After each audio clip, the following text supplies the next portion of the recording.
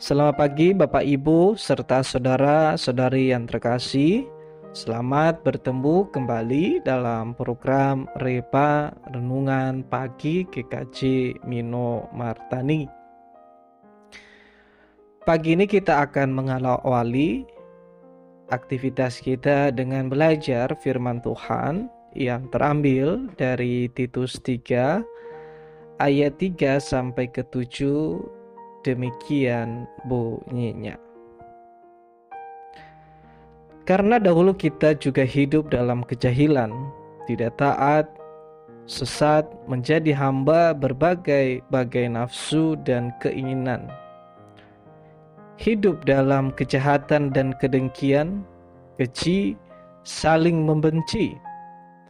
Tetapi ketika nyata kemurahan Allah, Juru Selamat kita, dan kasih-Nya kepada manusia, pada waktu itu Dia telah menyelamatkan kita, bukan karena perbuatan baik yang telah kita lakukan, tetapi karena rahmat-Nya oleh permandian kelahiran kembali dan oleh pembaharuan yang dikerjakan oleh Roh Kudus,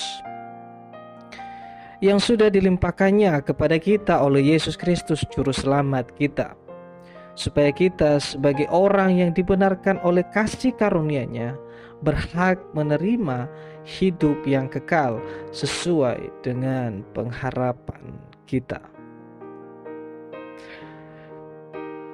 Tema kita pada pagi hari ini adalah menjadi baru. Kata ini mungkin sering kita dengar dan mungkin bahkan ada lagunya. Berbunyi seperti ini Bapak Ibu dan saudara-saudara yang terkasih. Yang lama telah berlalu, yang baru akan datang. Kata baru mungkin sering kita dengar atau tahu apa makna baru itu. Baru sebenarnya artinya adalah belum pernah terjadi atau belum pernah ada sebelumnya. Jadi seringkali dalam pergantian tahun pun, di mana kita sebentar lagi kurang lebih 3 minggu kita akan mengawali tahun baru lagi. Dan orang lain di luar sana pasti akan membeli baju baru, sepatu baru, atau rumah baru, dan lain sebagainya. Nah, berkaitan dengan bacaan kita pada pagi hari ini, seorang Paulus sebenarnya ingin menyampaikan surat kepada Titus. Jadi Titus ini ditugaskan ke sana, ke Pulau Kreta, untuk menasihatkan, untuk membantu jemaat di Pulau Kreta itu. Nah, sebelumnya kita harus paham bagaimana orang-orang di Kreta ini adalah orang-orang yang jahat, orang-orang yang tidak taat, orang-orang yang terus melakukan dosa dalam kehidupan mereka. Walaupun sebenarnya ada jemaat di sana, telah ada kabar baik disampaikan di sana, tetapi kehidupan mereka masih melakukan perbuatan yang lama, masih tidak meninggalkan dosa itu. Selalu ada rasa benci, selalu ada rasa untuk memfitnah sesama. Nah, pertanyaannya sekarang Bapak Ibu dan saudara-saudara yang terkasih, bagaimana kita mau menjadi baru? Yang pertama adalah sadar kehidupan dulu. Pada ayat 3 mengatakan demikian, karena dahulu kita hidup dalam kejahilan, dan di situ dijelaskan bagaimana kehidupan yang dulu itu orang-orang di Kreta itu. Jadi Paulus mengabarkan bagaimana kehidupan yang dulu, orang yang tidak taat, orang yang sesat dan nafsu dan kejahatan lainnya. Dan itu Allah tidak sukai. Menjadi baru tadi berarti menyadari bahwa itu baik untuk kehidupan kita. Itu sesuatu hal yang harus kita lakukan dalam kehidupan kita. Kita menyadari bagaimana kehidupan kita yang dulu.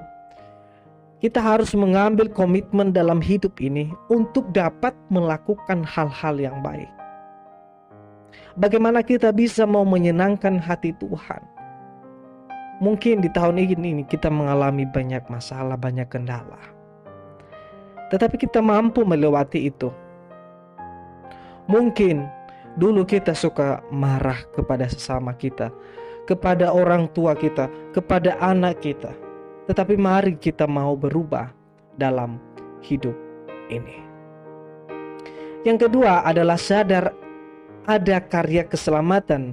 Pada ayat kelima, pada waktu itu Dia telah menyelamatkan kita.